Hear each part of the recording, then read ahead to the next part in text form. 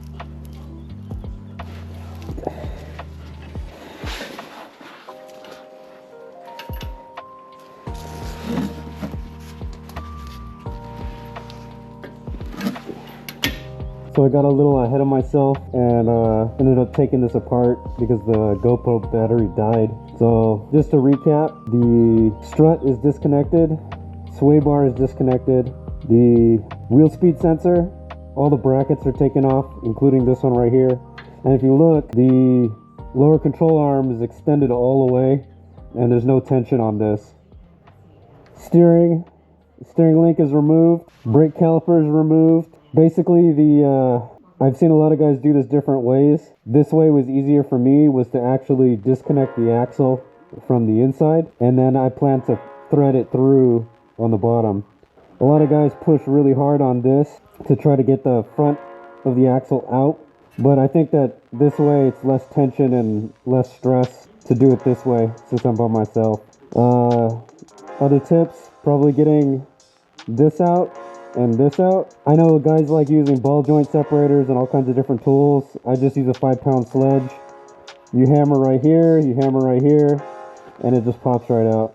So I plan to document the other side a little bit better than this side. But I just wanted to show you that this was the way that I removed the axle. There was some fluid loss, so I wanted to document that. About that much fluid came out of the diff when the axle was removed. It's still dripping a little bit, but everything seems to be going smooth. You can see that this axle was leaking.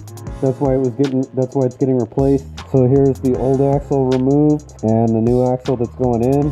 Clearly you can see it was leaking here. Boots are in okay condition, but I just think that the stress at these points is where it was leaking. This is the axle that's going in. It's going to be a Cardone 66-5185 HD. Alright, let's see if we can get this axle threaded in. I got it lubricated on this end and on the other end, and we're going to try to fish it through this way into the hub first.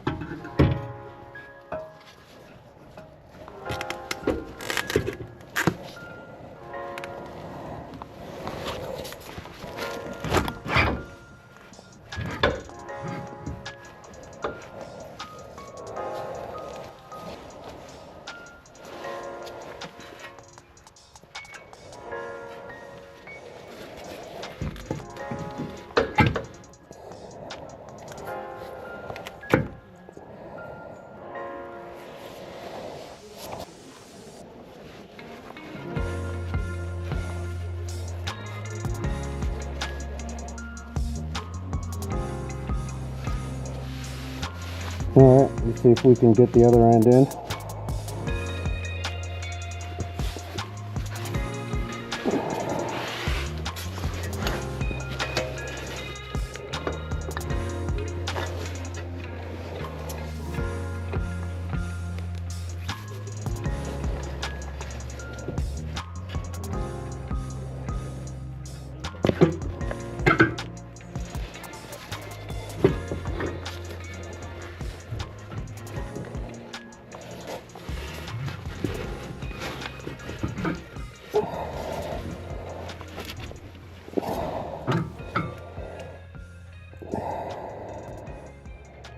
See if we can lift it up.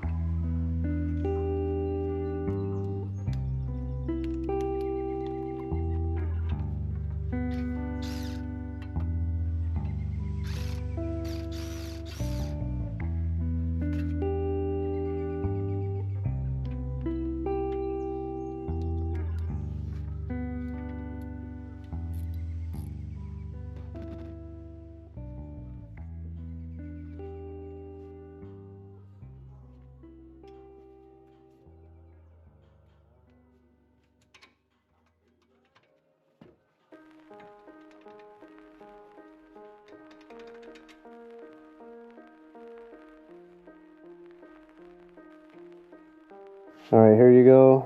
Inner axle is popped out. This one's still fully seated. I'm gonna thread it out that way.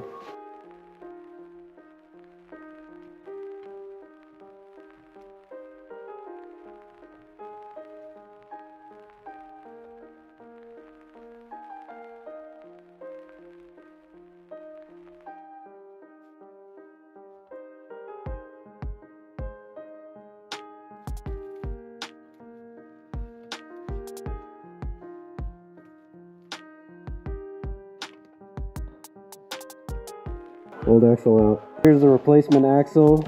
Old axle. Let's go ahead and put it back in.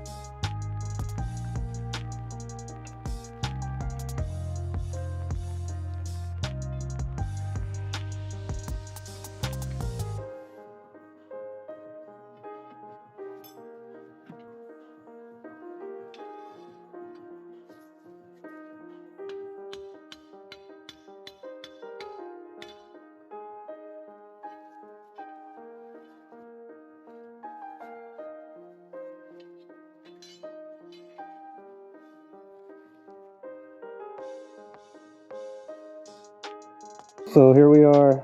I just popped in this axle, the inner axle. This was installed first, and then the assembly was pulled forward, and the inner axle was pushed into the transmission. The way that I got it to seat was that I used this piece of rebar, and I put it on the inner lip of the axle, and I hit it with a hammer right here, and basically the slip ring or snap ring pressed into the transmission, and it was good to go. Probably the worst part of the job was trying to get that axle seated, but I'm gonna go ahead and try to get this put back together. So I went ahead and put the foot bolt back in, which is 19 millimeter. The sway bar, 14 millimeter right here, 22 millimeter for the steering link. I'm gonna go ahead and try to get this top 17 back in.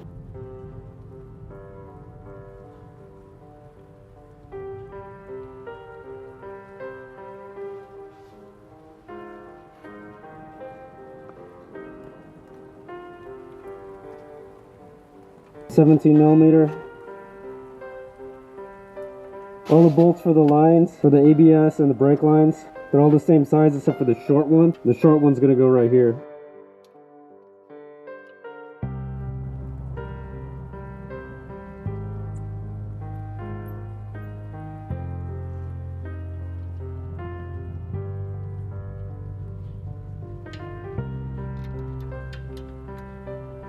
Get this brake caliper back on.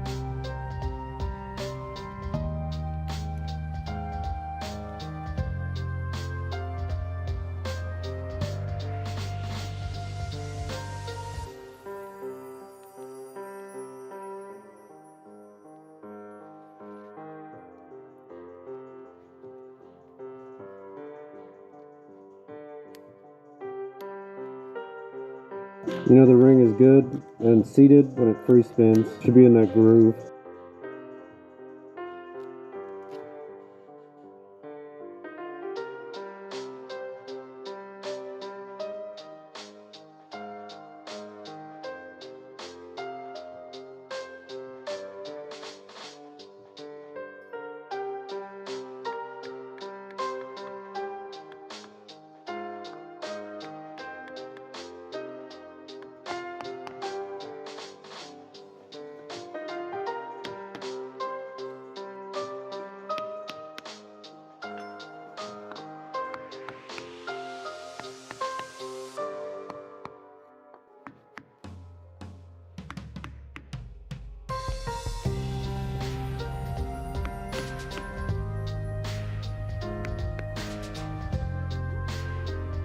So the only thing we got left is we'll torch spec everything and then put new cotter pins here and here, and we should be good to go.